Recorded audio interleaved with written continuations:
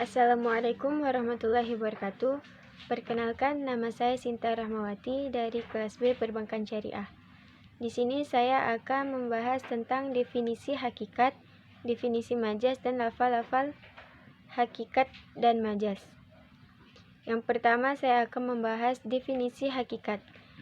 Definisi hakikat dalam bahasa Arab adalah al-haqiqatu dalam wazan al-fa'ilatu yang diambil dari kata kerja hakka yahiku atau hakka yahuku, antonim dari kata batil, artinya menjadi benar, tetap, dan wajib.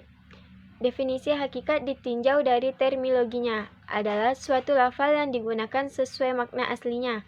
Kemudian, beberapa ulama menambahkan definisi ini dengan frasa dalam ungkapan komunikasi.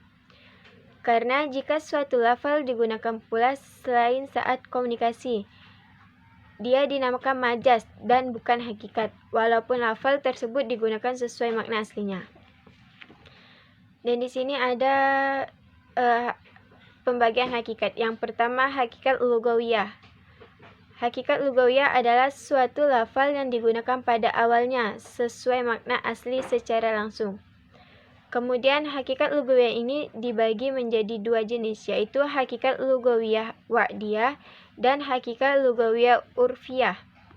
Yang kedua, hakikat syariah, yaitu suatu lafal yang digunakan pada awalnya sesuai makna asli secara syariat. Contohnya, lafaz sholat yang diartikan sebagai sekumpulan perbuatan dan perkataan yang dimulai dengan takbir dan diakhiri dengan salam.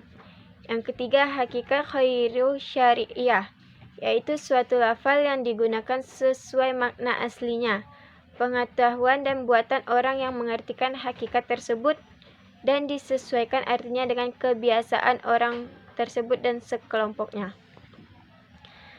Berikutnya definisi majas. Kata majas dalam bahasa Indonesia merupakan sarapan dari kata al-mazu dalam bahasa Arab yang diambil dari kata az-zawazu dari kata kerja zaza yazuzu, artinya meniti atau berjalan di atasnya.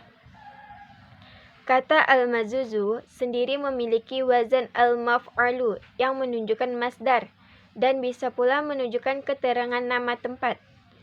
Artinya, secara bahasa ialah jalan yang dipangkas dari salah satu sisinya. Jika ditinjau dari terminologinya, majas adalah suatu lafal yang digunakan tidak sesuai pada makna aslinya, karena ada suatu sebab serta indikasi. Definisi lain dari majas adalah suatu lafal yang digunakan tidak sesuai dengan makna aslinya, sejak awalnya dengan penggunaan yang benar atau sesuai. Berikutnya, lafal-lafal majas yang terbagi menjadi 4 bagian. Yang pertama, majas lughawi, yaitu penggunaan lafal yang tidak sesuai dengan makna asalnya, karena adanya sesuatu petunjuk pembahasan. Yang kedua, majas syar'i, yaitu penggunaan lafal yang tidak sesuai dengan makna asalnya, karena adanya sesuatu petunjuk syara, seperti penggunaan ahli bahasa terhadap lafal sholat pada arti ibadah yang diawali dengan takbir dan diakhiri dengan salam. Yang ketiga, majas urfi khusus, yaitu penggunaan lafal yang tidak sesuai dengan makna asalnya karena adanya sesuatu hubungan dengan penggunaan oleh komunitas tertentu, seperti penggunaan kata al-halu oleh ahli nahwu untuk arti keadaan atau suasana baik atau buruk. Yang keempat, majas urfi umum, yaitu penggunaan lafal yang tidak sesuai dengan makna asalnya karena adanya sesuatu hubungan dengan penggunaan oleh komunitas umum, seperti penggunaan kata dabakti yang secara umum berarti hewan melata menjadi orang yang bodoh. Dan kesimpulan dari materi ini yaitu pembahasan hakikat dan majas merupakan pembahasan dalam ilmu bahasa, ilmu bayan, dan dalam balaghah. Akan tetapi, para ahli ilmu usul fikih menyebutkan pembahasan ini karena pembahasannya tentang indikasi tiap lafal. Dalalah al-alfaz merupakan pembahasan penting dalam ilmu usul fikih, sedangkan indikasi tiap lafal dapat berupa hakikat maupun majas. Maka mempelajari hakikat dan majas penting dan diperlukan. Setelah mengetahui secara ringkas mengenai hakikat dan majaz, diharapkan kita mengetahui apa yang dimaksud oleh dalil syar'i, apakah hakikat atau majaz itu.